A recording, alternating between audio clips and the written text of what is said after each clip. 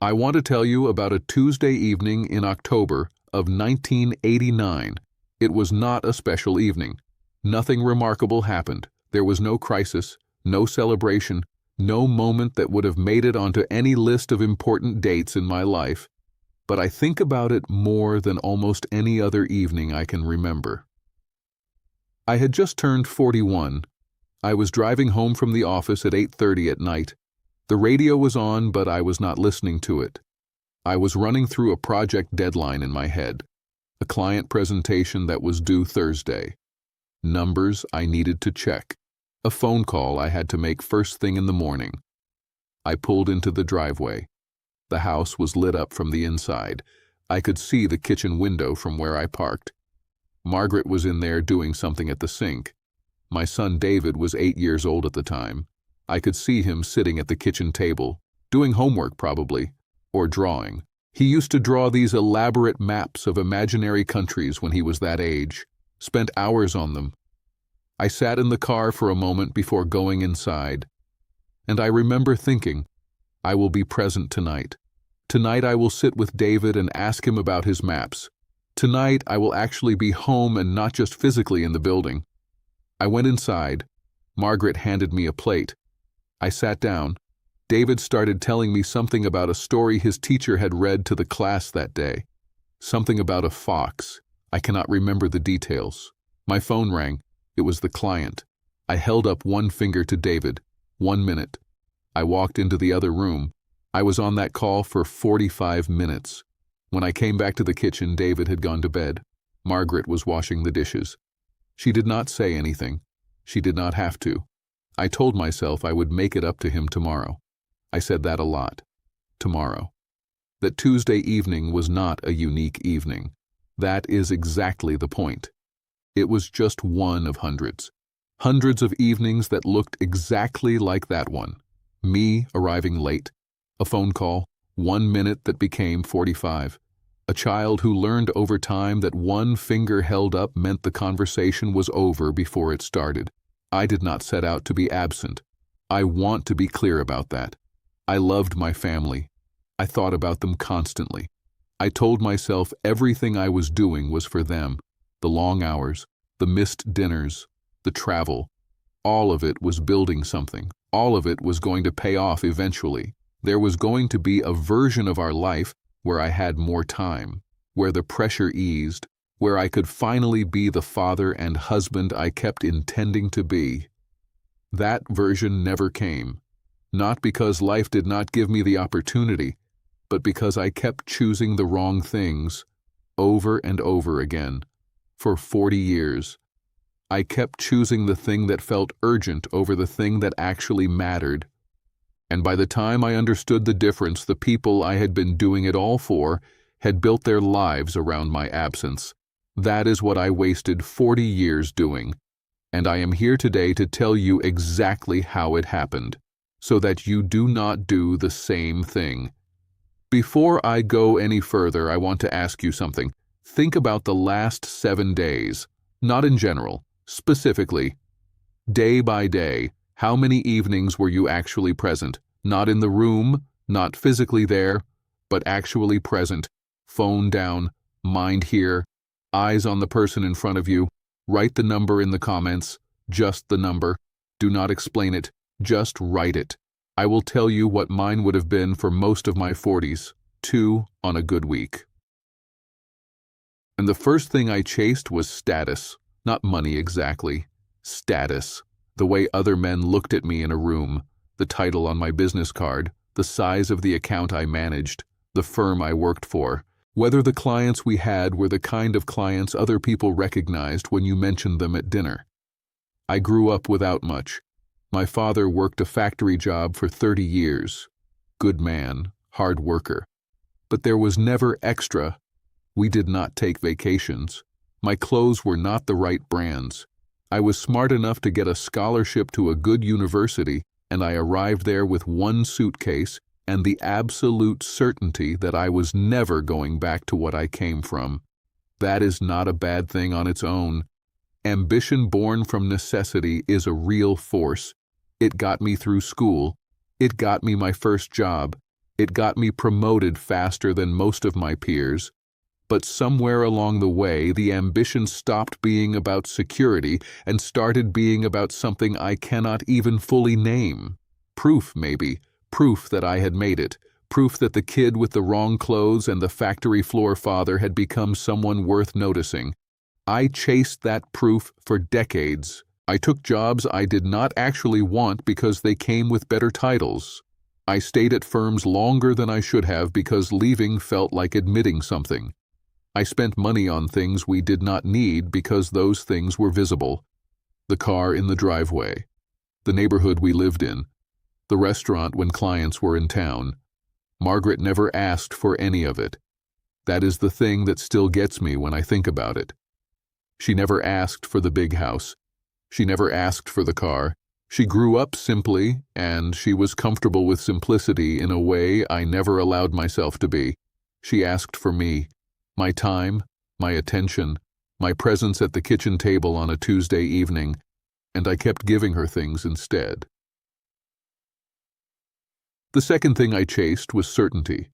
I am an engineer by training. I like problems that have correct answers. I like systems that behave predictably. I like knowing that if you put in the right inputs, you will get the right outputs. I tried to run my life that way. I planned everything, the career path, the financial timeline, the retirement date. I had spreadsheets. Actual spreadsheets with projections going out 15 years. Margaret used to joke that I had scheduled our spontaneity. She was not entirely wrong. The problem with chasing certainty is that life does not cooperate with spreadsheets. And the more tightly you hold on to the plan, the more violently it hurts when the plan breaks. And the plan always breaks. In 2002, the firm restructured. I was 61 years old. My position was eliminated. My 15-year projection ended on a Tuesday afternoon in a conference room with a woman from Human Resources who could not make eye contact and a folder of paperwork that explained my severance. I had spent 40 years building toward a specific future.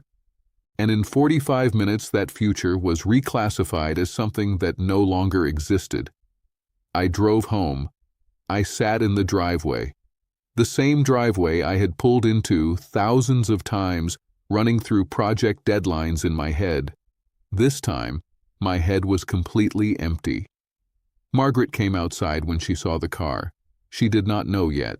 She took one look at my face and she sat down on the front steps and she said, "Come sit with me." We sat there for 2 hours. I told her everything.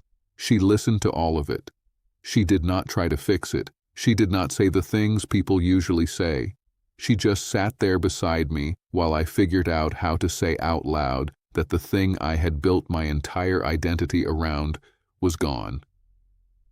That was one of the best conversations of our marriage. And I remember thinking, why did it take a catastrophe to make me sit down and talk to her? And the third thing I chased was tomorrow. Tomorrow I will be more present. Tomorrow I will call David back. Tomorrow I will take Margaret somewhere, just the two of us.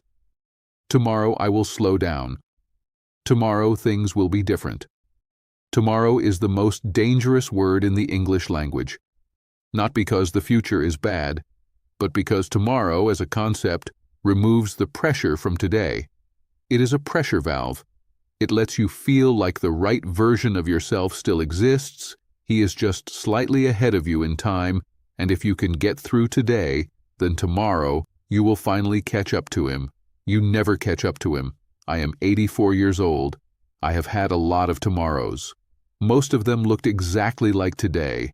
The urgent thing won. The important thing waited. The phone call I was going to make did not get made. The conversation I was going to have did not happen. David is 53 now. He has his own life, his own family. He is a good father from what I can tell, better than I was. He learned what to do in part by watching what not to do. I am proud of him for that, even if the source of the lesson breaks my heart a little. We have a better relationship now than we did when he was young. It is not what it could have been, but it is real. It is honest. We say things to each other now that we never said when he was a boy, and I was a man who did not know how to sit still long enough to hear him. 2 months ago, he called me on a Wednesday. Not Christmas, not my birthday, just a Wednesday. He said he had been thinking about me and wanted to talk. We were on the phone for an hour and 40 minutes. I cried after I hung up, sitting in my chair by the window, just crying. Because an hour and 40 minutes on a random Wednesday felt like the most valuable thing I had been given in years. And I kept thinking about all the Tuesday evenings, all the 1 minutes that became 45, all the tomorrows, an hour and 40 minutes. That is what 40 years of chasing the wrong things eventually costs you. And that is what it looks like when you finally start getting some of it back. Here is what I want to leave you with today. You are not going to remember the deals, I promise you that. You are not going to remember the titles or the accounts or the size of the salary. You are not going to remember the car you drove at 43 or the vacation you almost took but postponed because of work. You are going to remember the Tuesday evenings, not as a highlight, as an absence, as a shape where something should have been. I am not asking you to quit your job. I am not asking you to stop being ambitious or stop caring about building something. Ambition is not the enemy. Presence is not the opposite of success. I am asking you to look up from whatever screen is in front of you right now. Look at what is actually in your life.